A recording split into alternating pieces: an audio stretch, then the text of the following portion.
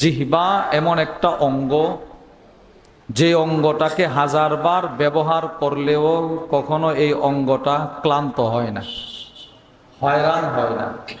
আজ পর্যন্ত কোনো মানুষকে আপনি এই কথা বলতে শোনেন নাই যে চুপ, কথা বলে না। কি ভাই কথা বলো না কেন?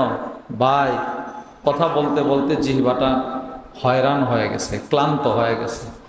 এই কথা কোনো মানুষকে আজও পর্যন্ত কেউ বলতে শুনছেন কখনো? আল্লাহ এই জিহ্বাটার মধ্যে ক্লান্ত বলতে কিচ্ছু দেয় নাই, কখনো এটা হয়রান হয় না, ব্যথা অনুভব হয় না। আল্লাহ রাব্বুল আলামিন বলেন, তোমরা যত কথাই বলো সবগুলো লিপিবদ্ধ করা হয়। আমাদের জিহ্বার মাধ্যমে যত কথা বলি সব লেখা হয়। আল্লাহ তিলাওয়াতকৃত আয়াতে আমাদেরকে চুপ থাকার প্রতি বিশেষভাবে গুরুত্ব দিয়েছেন। বান্দা চুপ থাকো, চুপ।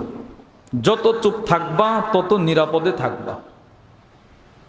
আমরা এক একজন যেই পরিমাণ কথা বলি, যদি সেগুলো নোট করে রাখতাম তো দেখতাম কি পরিমাণ কথা এক একজন বলি।